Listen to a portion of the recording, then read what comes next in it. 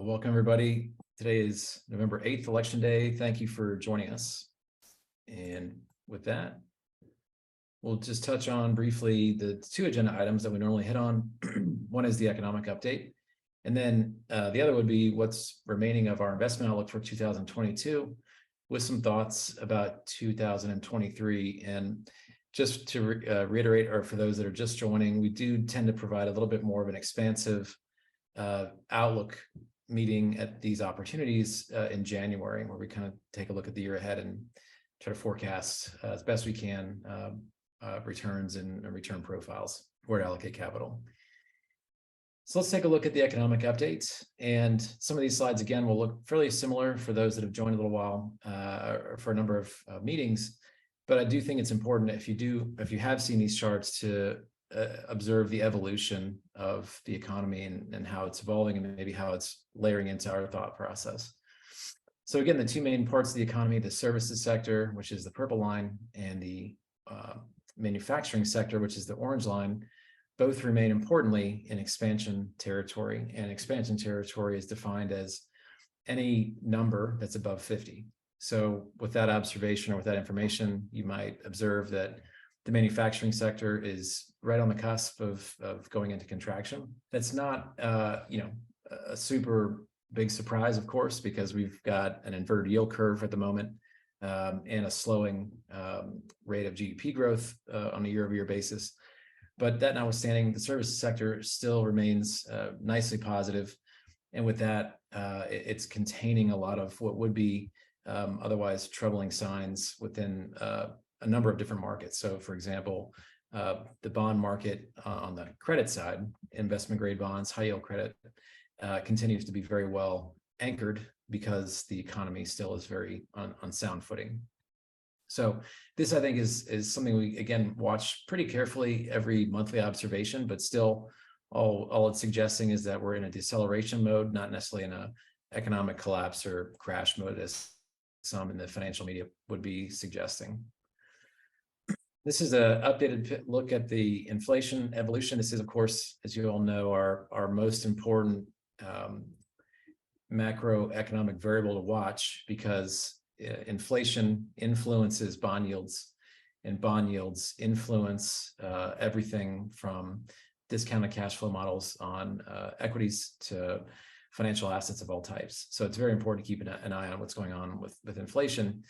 And according to the most recent September reading, we should be getting October's inflation reading, I think sometime this Thursday. But you can see a slight downtick in the level of inflation on a year-over-year basis, down to 8.2.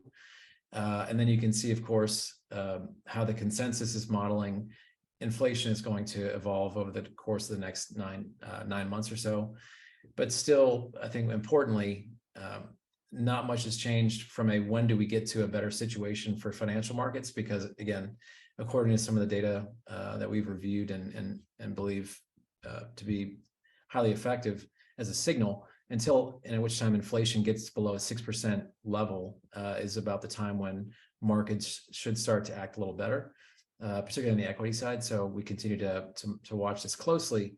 And it does appear that sometime between, again, June and July of next year is when markets should start to exhibit some more positive dynamics. The other variable that I think is really important to watch right now, because it does have some influence on it from the inflation level, is the dollar, US dollar index. And this is a broad basket of currencies with the euro weighted the heaviest. And just for reference, if the dollar is going up, that means most other currencies against which the US has trading partners are going down in value versus the dollar. So for example, the most extreme example would be the yen, the Japanese yen. Japanese yen has gone from 100 yen to the dollar to $1 to 150 yen to $1, which of course, if you're a Japanese investor or a Japanese person trying to purchase American goods, your cost of those goods just got more expensive by 1/3 roughly. But what you can see here is that we've kind of topped out around this 120 level. And this is really important, because if we don't see, or I'm sorry, we're on the 112 level. If we see a reacceleration up, that's just going to continue to tighten financial conditions, which would also speak to the idea that we've got maybe some further downside in markets to go, particularly on the equity side. But if we kind of hang around here or turn lower, that could be a early warning sign that conditions financially globally will be starting to ease a little bit, because ease of trade, terms of trade will start to normalize back to more normal levels.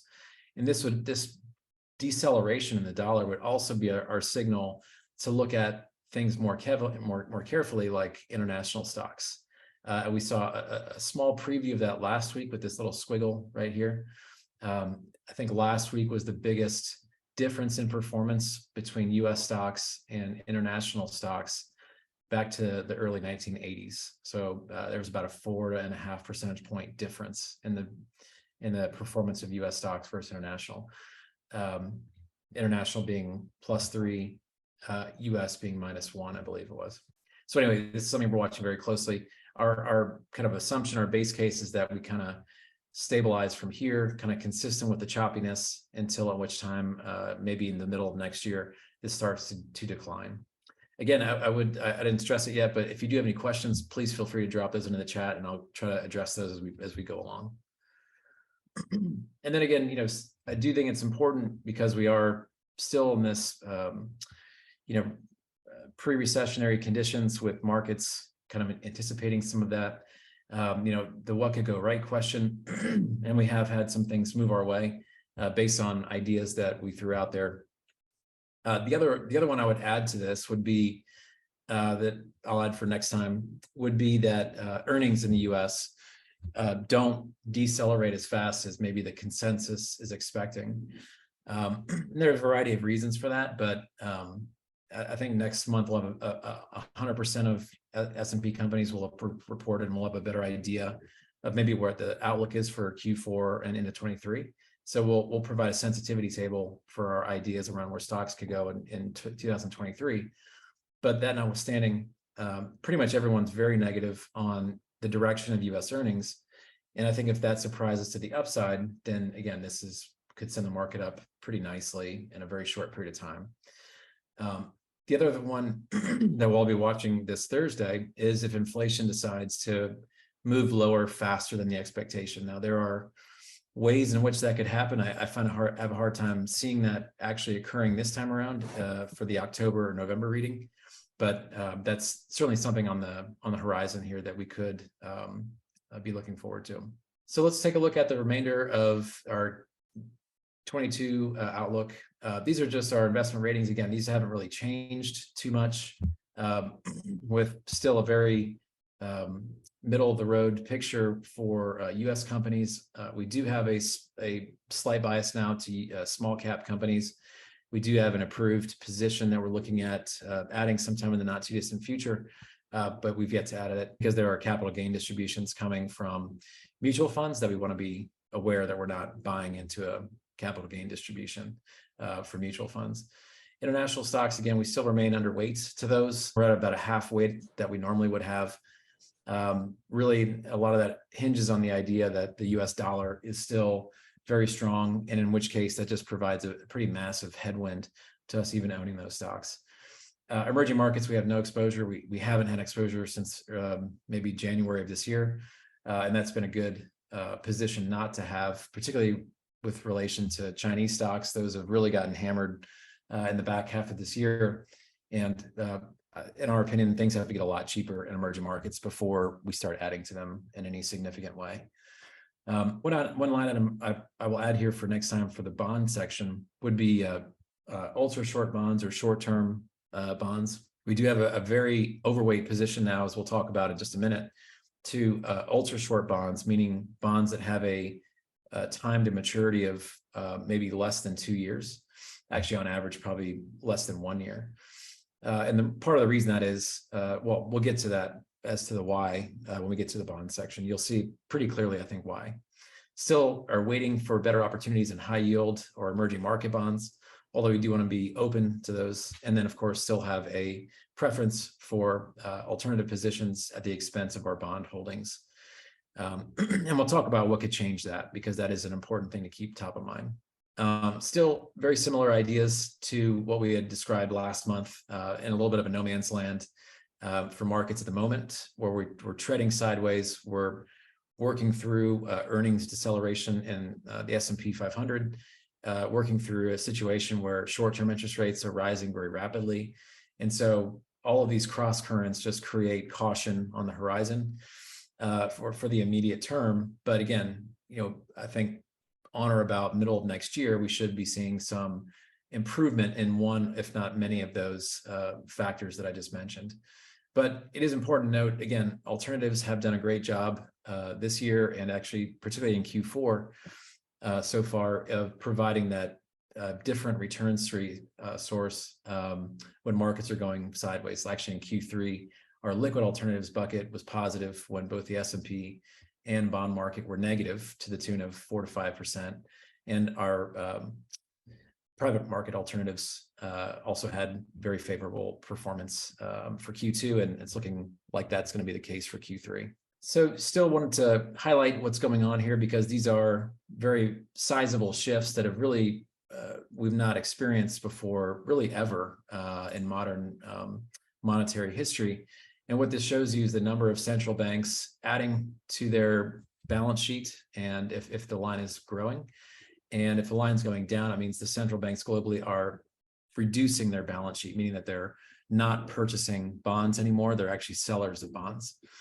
And you can see the amount of what they call monetary drag is to the tune of $3 trillion globally, and likely going to get a little bit worse as we kind of enter the latter part of the interest rate hiking cycle that the Fed and other global central banks are embarking upon. And I think that just makes all the sense in the world, because of course we went to fairly extreme levels in 2020 and 2021 from a central bank balance sheet accumulation standpoint. Now we're going into the decumulation phase of markets. And I think this leveling out process is really what's important to keep in mind, because this is just all part of the process.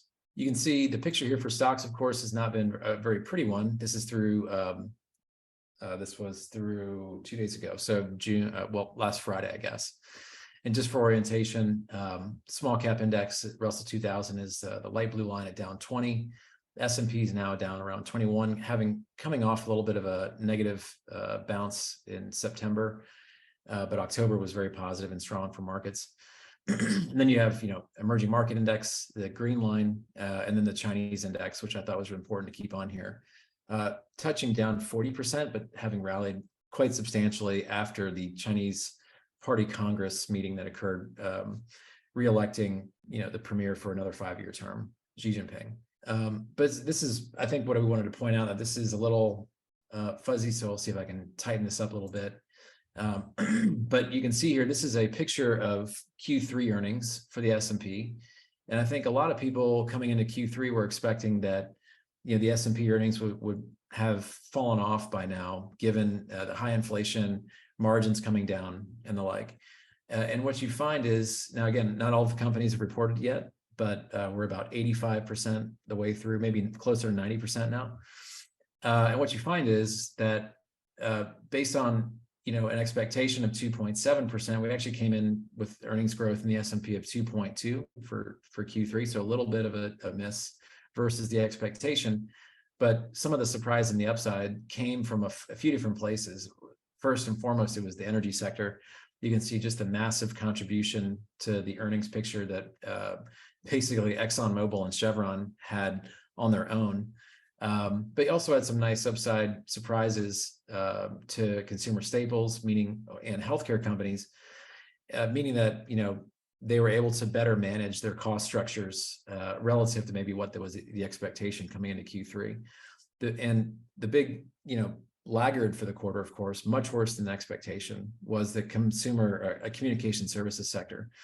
And this would be companies like Facebook in particular, Snapchat, and Twitter. Some of the other social media companies have just gotten hammered as companies in the S&P have really pulled back on their advertising and marketing budgets, also laying off many people from a headcount standpoint. But a decline in advertising and marketing really impacts the communication or social media platforms in particular. And so that's really, if you were to tie in what moved, how did this translate into stock prices? Well, as you might suspect, stocks do follow earnings, which is why we're showing you this picture. And the energy sector had a pretty gangbuster Q3 from a price appreciation standpoint. And then communication services, particularly Facebook, had just an awful Q3, where I think on the day they reported earnings a couple of weeks ago, they were down 25% a day, which again is the largest single day move for the company, I think, in their history, erasing something like $100 billion of market cap in a single day. So that also suggests that some of the non-believers to these companies are starting to exit, and when that tends to happen, you tend to find a floor for share prices going forward. So the earnings picture, I guess, it was mixed for sure, but we still have a positive earnings growth, which I think is very positive for the markets, because a lot of folks had not been expecting earnings to hold up this long into Q3 of 22. One of our clients asked me to reproduce this, and actually I get this from Fidelity every now and then when they publish it. So this is as of October 16th. But I think this is a really interesting look at what we still believe to be is a pretty useful analogy for, not necessarily for the magnitude, certainly it's following or rhyming with the 1943 to 1949 timeframe. This is the S&P from 2019 to where we are in October of 22.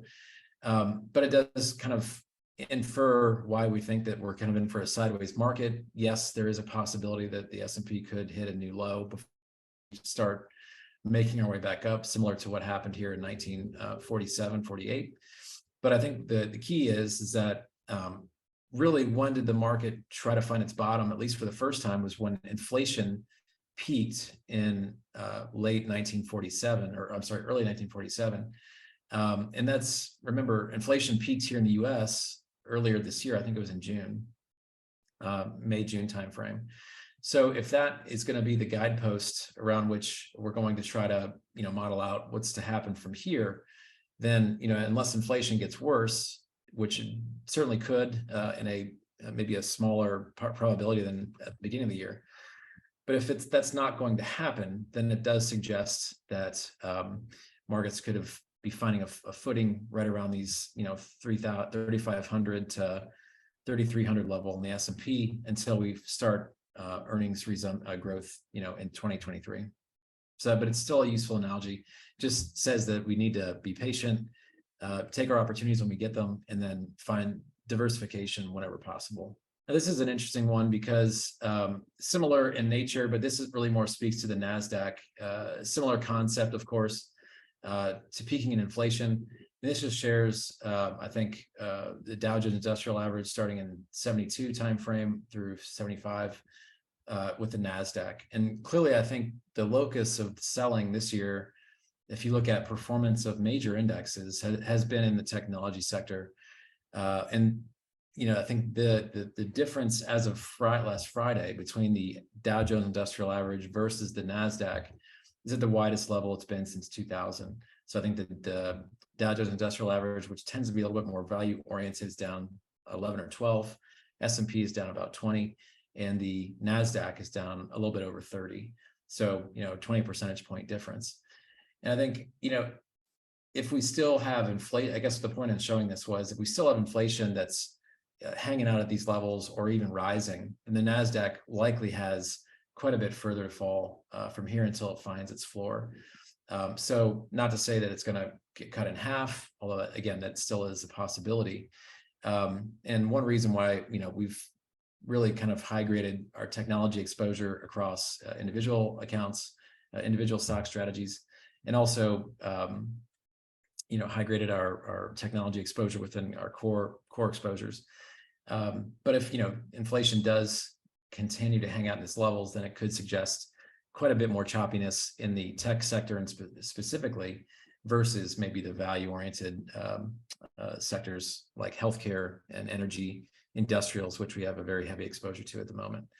And just for context, July of 72 started the year off with a CPI at 3%, it peaked in July and July of 75 at 12. So really, there is a peaking effect here that until we actually reach this peak, the market will anticipate that for sure, but we're not going to necessarily see markets perform a lot better until there's a belief that the worst of CPI or inflation is behind us.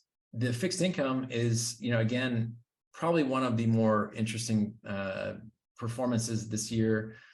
Our performance in our fixed income is quite a bit better than even the index at this point, just because of a variety of changes that we've made over the course of the year.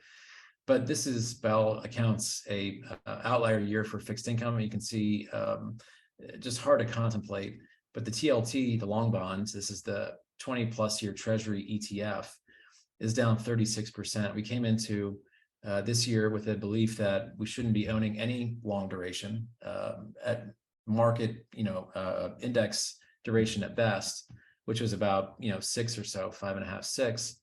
The duration on this position right here, I think, was 17 or 18 years.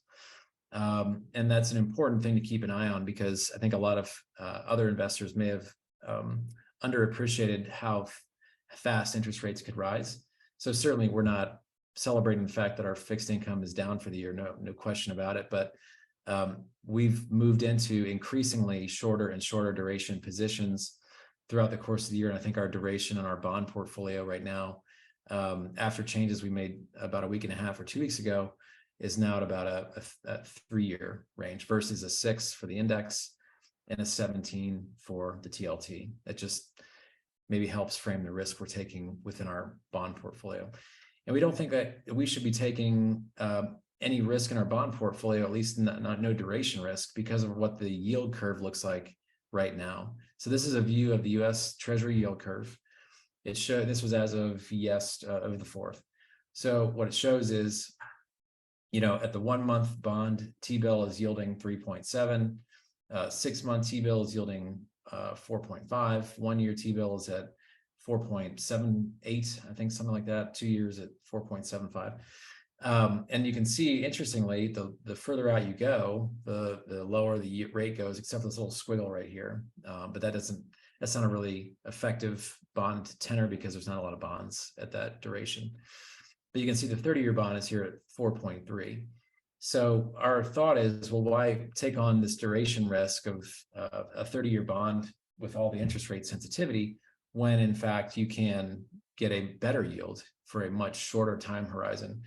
And as yields in the short end have risen, we've increasingly allocated more capital into this short end of the yield curve, because we're not taking on a lot of interest rate risk, and we can basically maintain our existing yield while de-risking the portfolio a little bit. I know on the mind of a lot of questions, and I did see the question in the chat about expanding on alternatives. I'll do that here in just a moment. The question, of course, now becomes, now that we're at 4.76, this is on the 1-year bonds, how much higher could things go? And at the beginning of this year, our thought was, well, somewhere between 4 to 4.5 was a target range of where things could get to, which is why we were positioning a bit shorter than we normally would. And of course, we're now through that. But using really other important yield levels back in history, I think, can help us frame that question out. So, back in 2006-07, 1-year bond yields got to 5%, and back in the 2001-2002 timeframe, yields got all the way up to 6%, roughly. And these were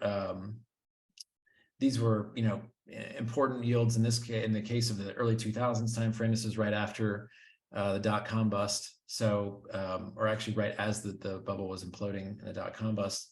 And this was right before the GFC.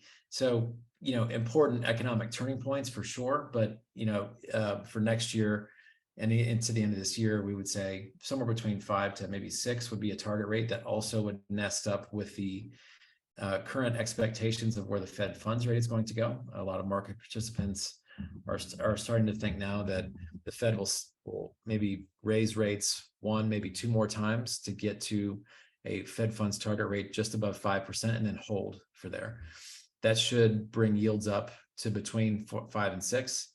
And about at that point, we should be into the midst of a recession, which should push yields down. So there's quite a convoluted sequence of events there, but this is where the highest probability in our mind is for the next leg for interest rates, at least on the 1 year. So some key takeaways, and these have changed a little bit. So I do want to make sure that we absolutely cover these because these are important points to talk about. We still remain stocks over bonds, despite the performance so far in 22.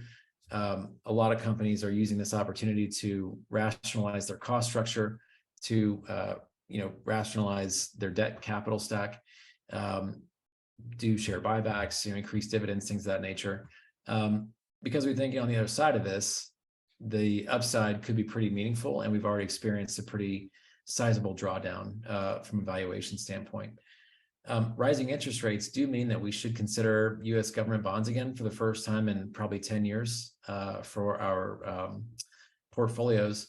And, as far as targeting a portfolio shift back into bonds in a more meaningful way, if we get to, around 5.5% of that 1 year, 2 year bond, then that would probably be about the time when we start shifting money or capital out of liquid alternatives back into fixed income. Because if we can lock in a 5.5%, 6% rate on a 2 year bond, or 2 year ETF, short-term treasury ETF, then that achieves much of what that part of the portfolio was expected to achieve, particularly relating to financial plans. And so I think that's a pretty attractive risk return at that point. Still, though, at the moment, have alternative strategies over bonds, because getting to that 5.5 and 6, I did see the question. Question was, is the situation such that the value of short-term bonds will go down if interest rates go up? Yes, that is the takeaway. So any existing bond that's outstanding, their price would have to go down to reflect the market rate of interest that is now 5 to 6%, right? So it's kind of that seesaw effect of bond prices up, yields down, or yields down, prices up. There is a small segment of the bond world where floating rate bonds have an inverse relation, meaning that their prices actually don't move a whole lot, but the rate of interest on the bond will float up or down with short-term rates. We're less of a fan of those at the moment, but that is the extrapolation. Yes, that's the correct way to think about that.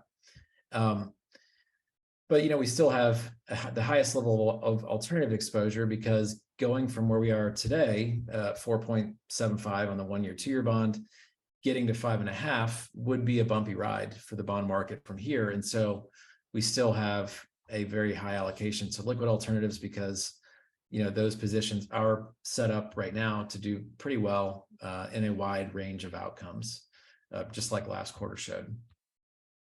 Again, portfolio discipline is going to be pretty key, because we need to be taking advantage of all the opportunities that we have in front of us. One of which this year has been, certainly for taxable accounts, doing tax loss harvesting when that makes sense. That's kind of what I consider to be, banking losses for future to use against gains in future years, which we have done that very effectively a number of times over the history of the firm since I've been here. So that's one of the things, of course, but also being ready and willing to step into positions that are declining sharply on maybe temporary factors. So things like if high yield bonds were to shoot down, 5% or so in a day on maybe some exogenous risk that kicked the yield up to 12 to 15%, well, I think that would be the opportunity for us to step back into a high yield bond position. And then right now, as I outlined in our kind of framing of opportunities, we do see a really attractive setup right now with ultra short-term bonds with relationship to many other parts of the bond market. So particularly if you're in things like that are, maybe not treasury, but what they call structured credit or asset-backed securities, ultra short bonds that are in asset-backed security land are, AA, single A, even AAA in some cases, yielding 1 to 2 percentage points higher than treasury for a very short duration. That's a a pretty attractive risk and return setup. That's actually the strategy we just added to accounts. The ultra short position we just added was primarily asset-backed securities, and the current yield going in was somewhere in the neighborhood of 6% or so. That's what I wanted to cover on this one. I did want to touch on things that we talked about relating to alternative strategies. Alternative strategies should have as a driving factor low correlation to both the stock market and the bond market. That's really important, as they both are rising and or falling at the same time. So we want to have that diversification there, but also I think more importantly, we want to have positions in the portfolio that can be positive or contribute to performance when markets are going down, because clearly there are some macro factors or conditions on the horizon that could send markets down again from where they currently are, and we want to have positions in there that will zig when the market is zagging. So an example of that would be trend following strategies that have worked exceptionally well for us this year would perform really well in an environment where the market were to go down another 10 or 15%, because in a lot of cases those trend following strategies right now are short the market or short bonds. And of course, if you're short when something's going down, that means your value goes up. So, but we can certainly follow up with you on the slide deck we put together relating to alternatives. I'll make sure we send that to you in a separate email. Question was high yield bonds were also known as junk bonds. That is correct. Thanks for that clarification. It's kind of like a different terminology for subprime bonds, which I've heard now it was a dirty word, right, out of the financial crisis. Subprime bonds are now called non-prime bonds. So a little bit of a similar setup, but a little bit of a different marketing spin on it. We look forward to talking to you again sometime soon. Thanks again for tuning in.